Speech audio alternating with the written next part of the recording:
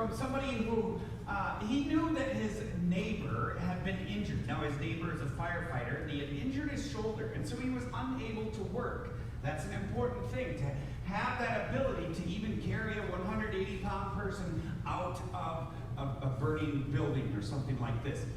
And so he determined, after I challenged him a few weeks ago, he said, I'm going to do this. I'm going to pray for my neighbor. But Lord, I don't want it to be a forced sort of thing. So I just ask God that you would open up the opportunity for me to pray for my neighbor. And so, as it happened last week Sunday, just as he was getting out to get his family and go, he walked over and he said, I'd really like to pray for you. Could I pray for your shoulder? I know this is bothering you and it's keeping you out of work. And his neighbor said, yeah. And so he welcomed this opportunity. Isn't that a beautiful thing where it doesn't have to be a difficult thing. It doesn't have to be a big thing. But he prayed for his neighbor. Now, I want to ask you, when his neighbor turns and starts to have an interest or something in his life that drives him to the Lord, who is he going to turn to ask about that? It's going to be this person from our church even. Well, here's another story. Someone in our congregation has another neighbor a little bit farther down the street, down the block here. And this neighbor is a recent immigrant from China. He speaks very little English. And so this woman, as she was trying to share and trying to get to know him a little bit, she asked him, this is maybe a little bit more bold, are you a Christian? And he said, I really don't understand. My English is just very little. And she kind of explained further, well, do you love God? Do you want to know God better? That sort of thing. And he said, oh, yes, I do. I love God, but I'm just learning a little bit, because in China, we were kept from learning these things. And so she had that opportunity to share with him, and she said, I don't know what I should think of this. She said, well, you can come to church even if you don't understand. I don't know if that was to say, well, none of us understand at church, so just come on in, you can sit with me. But nonetheless, isn't that another beautiful story of her sharing with her neighbor and that message getting out from these simple challenges each week? Now for the story that's not so good. Last week I challenged you with Paul's words not to do anything from grumbling or arguing, right? Well, this week I had to add 3 phones to my telephone account with Pure Talk Wireless, which meant that I had to call AT&T.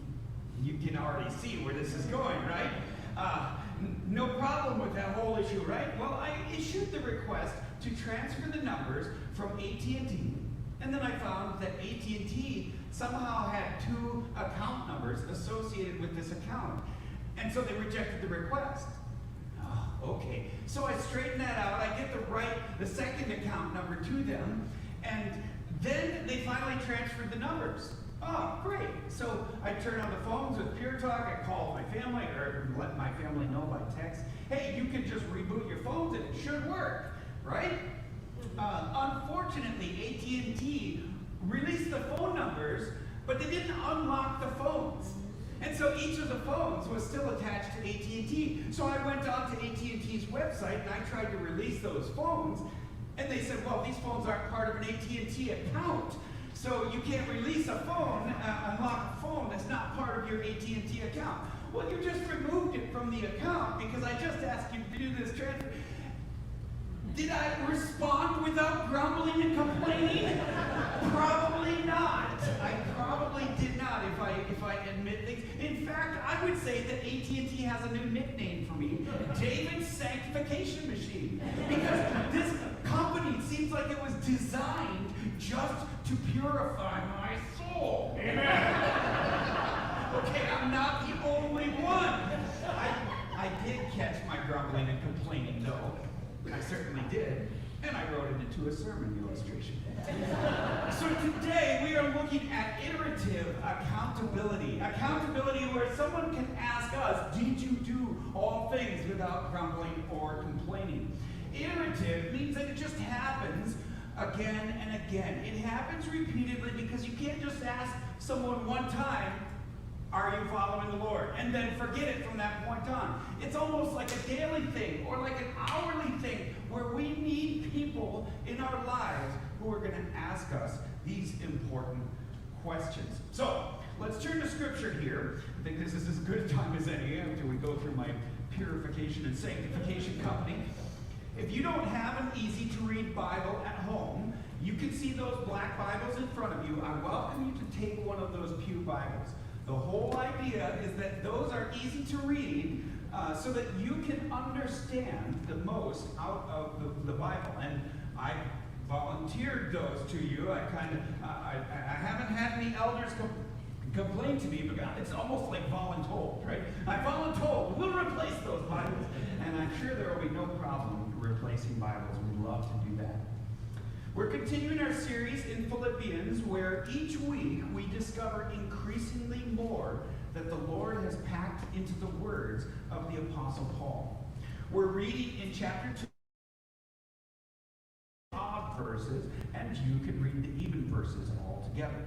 I hope all of you watching online are reading aloud too. I'd love to hear some stories about how you're in your kitchen reading aloud and everybody else in the house is wondering what's going on. Please share those stories with me. That'd be fun. I'm so glad that you're willing to do this, because I think it is even one simple thing that just brings us together as a family. Well, I start out this week with verse 19. I hope in the Lord Jesus to send Timothy to you soon, so that I too may be cheered by news of you. For I have no one like him, who will be genuinely concerned for your welfare. For they all seek their own interests, not those of Jesus Christ. But you know through the word, how as a son with the Father, he has served with me in the gospel. I hope therefore to send him, just as soon as I see how it will go with me. And I trust in the Lord that shortly I myself will come also. I have thought it necessary to send to you Epaphroditus, my brother and fellow worker and fellow soldier, and your messenger and minister to my need. For he has been longing for you all, and has been distressed because he heard that he was ill. Indeed, he was ill, near to death, but God had mercy on him, and not only on him, but also on me also, lest I should have sorrow upon sorrow. I am the more eager to send him, therefore, that you may rejoice at seeing him again, and that I may be less anxious. So receive him in the Lord with all joy, and honor such men.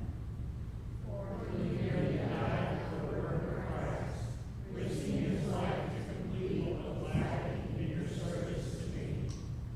So what we have here today are 2 short-term mission trips. I don't know if you picked up on that. I've heard some people think the worst of short-term mission trips and say the worst of short-term mission trips, that they are basically just people asking other people to pay for their own glorified vacation. That's what they think of it.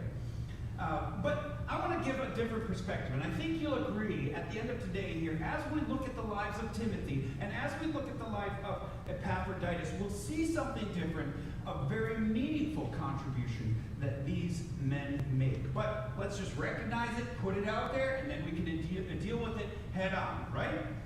So out of these 2 short-term mission trips in today's text, one of them is for the purpose of accountability. One of them is for the purpose of the Benjamins. It's all about the money. But the interesting thing is, it's not about the short-termers using up all of that money. No. We'll get to that here in just a minute. How did Paul keep the Philippians moving forward in their faith? Well, he sent people to keep them accountable. And out of that, we get this idea of witnessing no matter what. Today, as we even look at the idea of a martyr and almost a martyr is a witness. And so keep that in mind as we repeat this phrase, witness no matter what. Well, the first one is send the pastor. He'll fix it. Why can we think of Timothy as a short-term missionary? Because he traveled to Philippi and then back to Rome. He went to Philippi to learn what the real situation was in the church. And then he took that message back to Rome. That's what Paul is writing about. Paul wanted to be encouraged by the news that he would get from Timothy about how well things were going in Philippi. How was Timothy a contrast to the world? Well, they all sought their own interests, but he was genuinely concerned for the people. It wasn't about a glorified vacation. He wasn't just going for his own interests. It was because he was genuinely concerned about the Philippian people. I've been on several short-term mission trips. And one of the earliest was when I went to Romania just a year after communism had fallen. I was part of the male chorus at Northwestern College, so some people might have accused us of going on a glorified vacation. After all, we're singing, right? I mean, how much ministry can be done through singing? Well, in fact, we also went on tours to castles and to gardens as we traveled through Austria. So someone could have said that we were just tourists going on this thing. I would encourage you to take a step back from that and look at it from another. Stories of the households we lived in there while we were there. We did fly into a first world country, Austria, that is beautiful and that through the ages has had amazing luxury and wealth in that city or in that country. Then we traveled to a third world country, Hungary.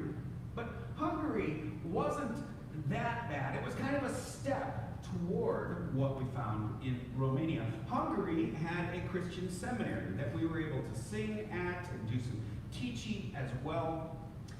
Each night when we went through this 2 weeks that we were there, we split up 2 by 2 to stay evenings at host families and with those host families. All they had to have was a place for us to sleep and to provide us a meal. That was it. Now when we went to Romania, that was not a foregone conclusion. I remember one of those families that we were hosted by was a 19-year-old man and his 2 teenage siblings, his 2 teenage sisters that were there. It was just the 3 of them. The parents, some 5 or 10 years earlier, had found a way to escape to America. And so they did. And they left their teenage children there, maybe even preteen at that point. I'm not exactly sure when this happened. But nonetheless, these 3 siblings were so excited to have these Americans stay with them. Now, they could barely provide food for themselves, but somehow they scraped enough together to provide us food, and they sat and watched us eat. And they tried to dialogue and talk during this time.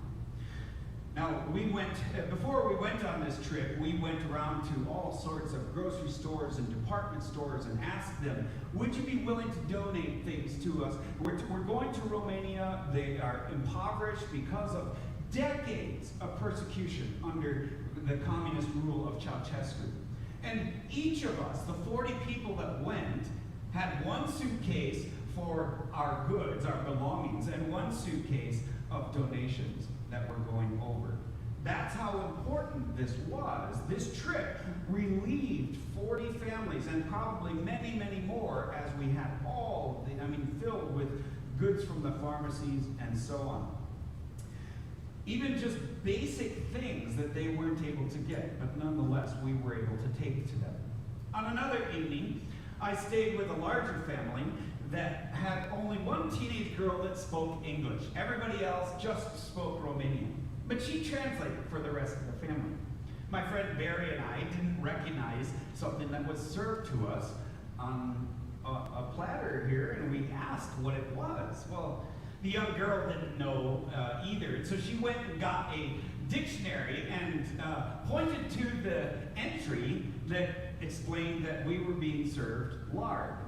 Straight lard. Now, there's not a lot of nutritional value in lard, is there? But it's better than nothing.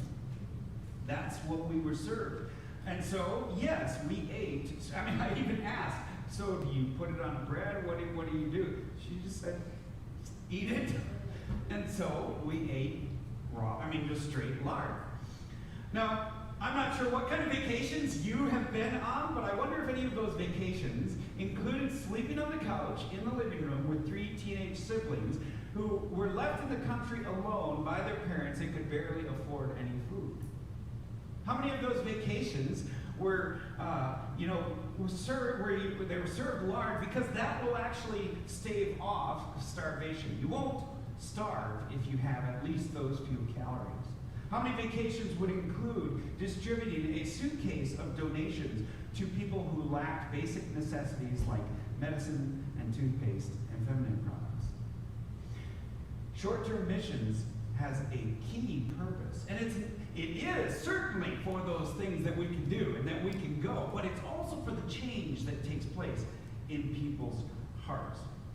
This October, we're sending a group from our church here to Colombia, and they're raising support right now to go to Colombia so that they can hand carry, just like I did back in 1993, so that they could, or 1991 I should say, so they could hand carry the clothes that are being donated right now to the Andersons, so that the Andersons, the long-term missionaries there, can distribute them. These short-term missionaries are carrying out a critical purpose in the work that is blessing the people of Cúcuta in Colombia.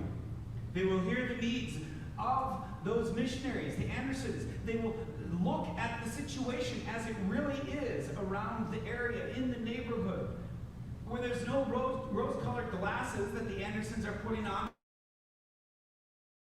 Get to see the situation and to see, okay, what is the impact that's happening here?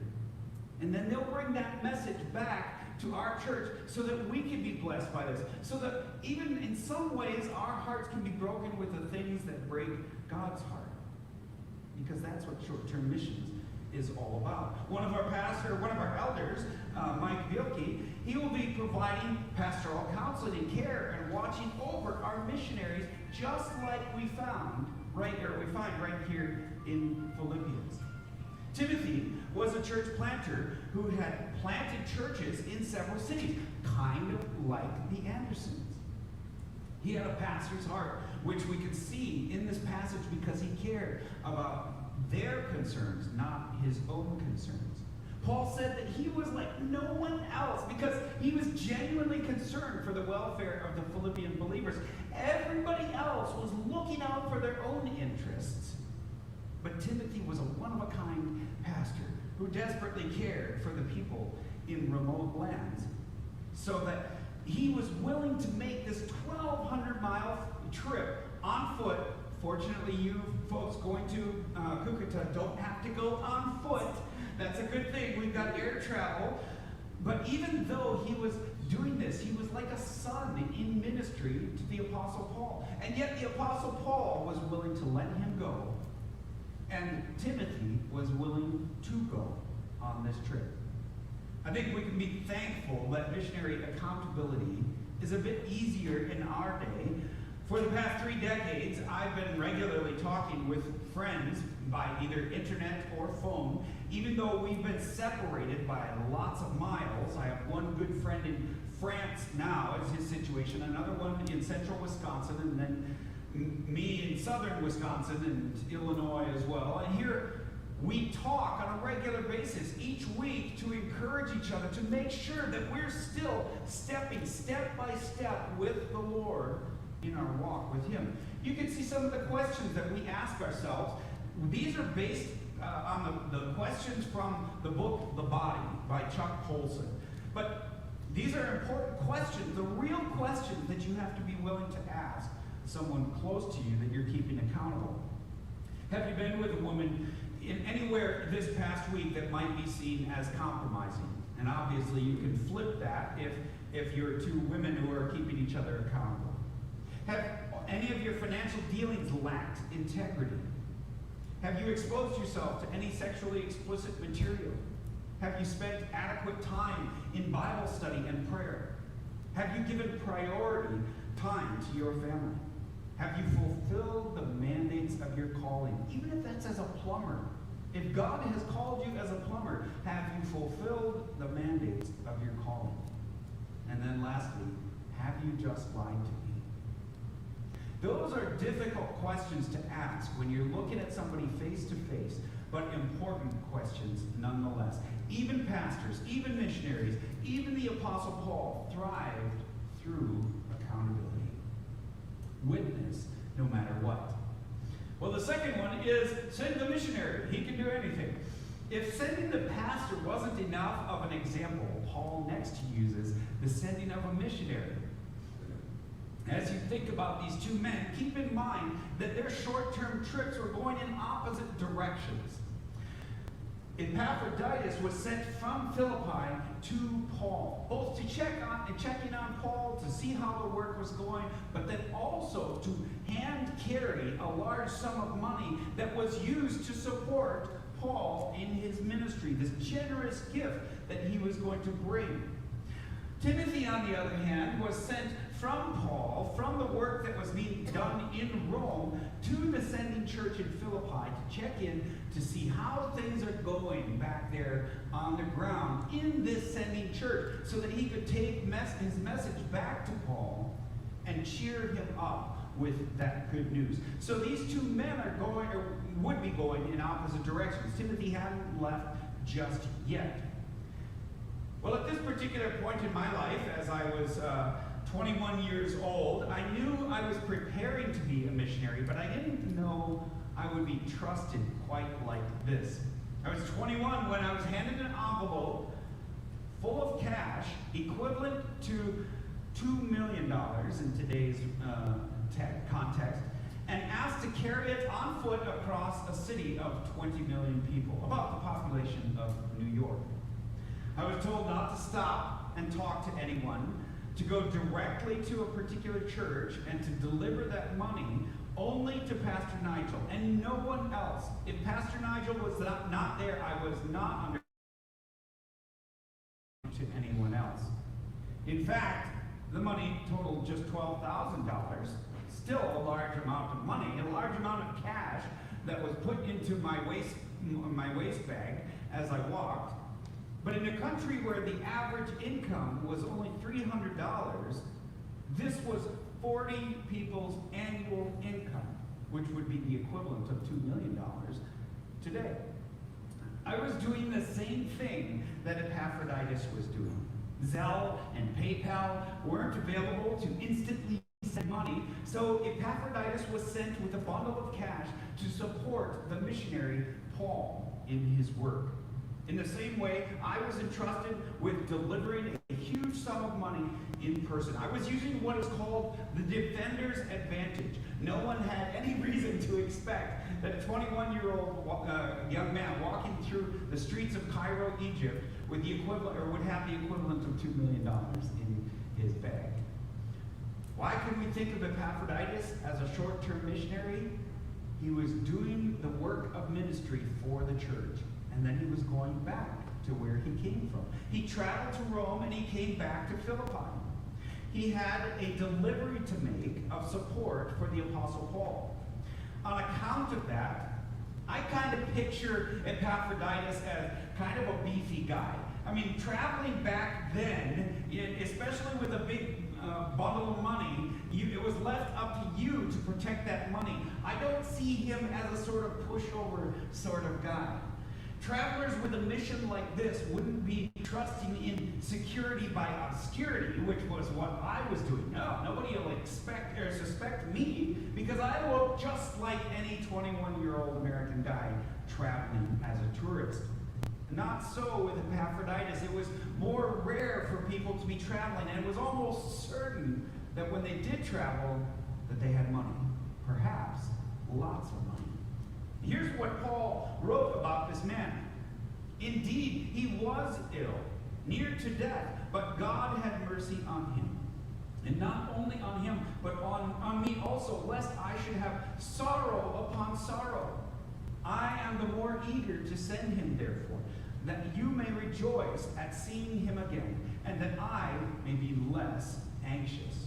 So receive him in the Lord with all joy and honor such men, for he nearly died for the work of Christ, risking his life to complete what was lacking in your service to me.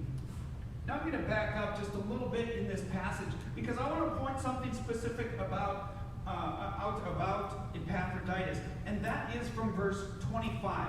If you look back to that one as well, it says just this: I have thought it necessary to send to you Epaphroditus, my brother and fellow worker and fellow soldier, and your messenger and minister to my need. Now we know about the ministry to Paul's need, right? We know about how he labored with him, how he was a believer in the Lord as well, so he could be called brother. But what is this about your messenger? Well, that's apostle. That's the word that's used. An apostle was a missionary. That's the word for missionary in Koine Greek. In other words, Paul was saying he's your missionary. He's your guide. He's the one that you sent with a purpose for me and for my benefit. Thank you for sending him. He's this one. And this missionary that he sent was so important. I mean, and so important in Paul's life, and yet he risked his own life to do this. He got sick with, it wasn't just a bad cold. I can almost guarantee you that. A bad cold doesn't take you near to death. But he got sick from all of this. And that was the life of Epaphroditus. That's almost all we know about him. We don't know a whole lot, but he nearly gave his life for Christ to support the work of Paul in this ministry. Knowing that about Epaphroditus' story, there's a question that naturally comes up when we think of his sufferings. Epaphroditus nearly died, but he didn't die. Does that mean that he was almost a martyr? I mean, a martyr is dead or alive, right? I mean, that's how we think of it. He certainly wasn't killed for his faith. He would have been killed by some amoeba or, virus or something like this. He wasn't killed by somebody who was taking a knife to him. So would he have been a martyr?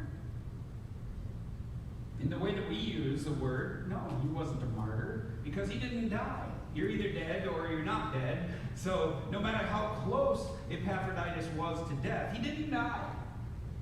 So maybe we should withhold the honor of being a martyr from Epaphroditus. The word martyr is just plain wrong. Maybe we should do as Paul instructed us and honor people like Epaphroditus, because the suffering he went through on behalf of Jesus is suffering that honors Jesus no matter what the end result. After all, God's responsible for the end result, right? But he was willing to give it all anyway because of the love he had for Jesus that was being expressed through the care of the missionary Paul. We simply put ourselves at the Lord's feet to worship and honor him by the actions that we do in missions. If Dan Anderson, our missionary in Colombia, is a victim of a random shooting in a drug shooting or something like this in Cucuta, Colombia, and he loses his leg, his sacrifice, his suffering is as much the suffering of a martyr as someone who loses his life, because he was in that place for the sake of the name. He was in that place for the gospel.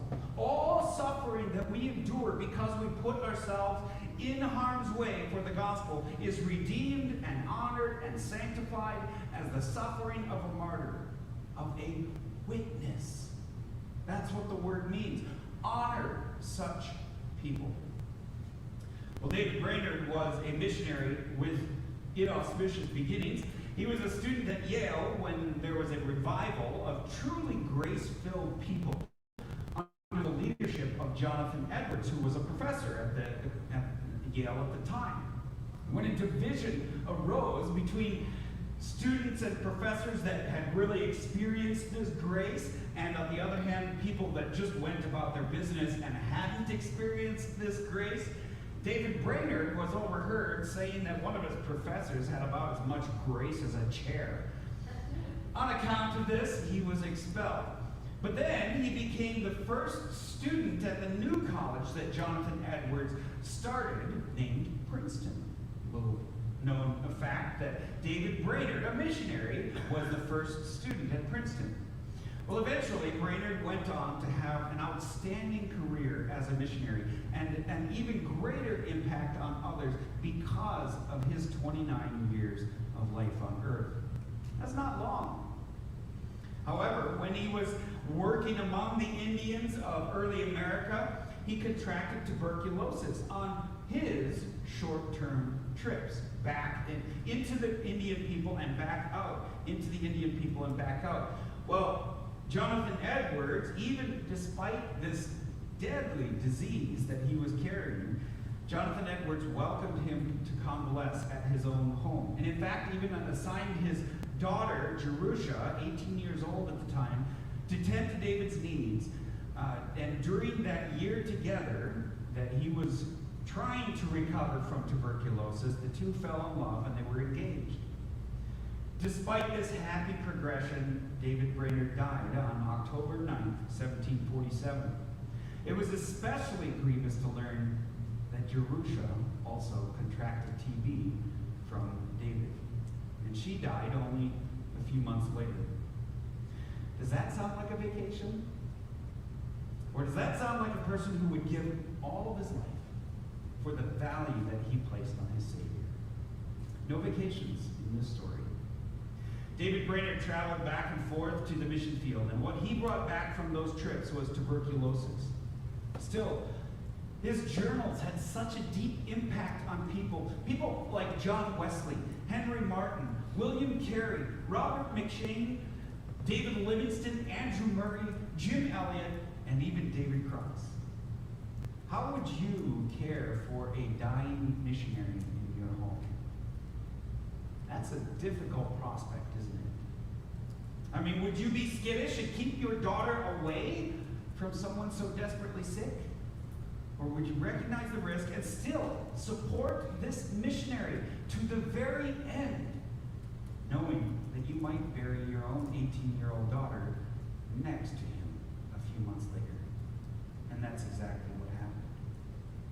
Sometimes it happens that way, and we can do nothing to control it because we don't control the end result. We only control our own hearts and our own response of placing all that we are before Jesus, living all of our lives for Him, no matter when that end result comes. Sometimes it happens like it did with Epaphroditus, and he is healed. I want to take this opportunity to encourage you to support those missionaries around us.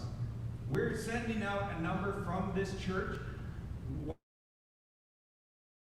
Powerful work for the Lord. I want to encourage you to give generously. Don't take away from what you give to church, but rather give extra because you want to be considered part of their team, faithful members of the Andersons sending church.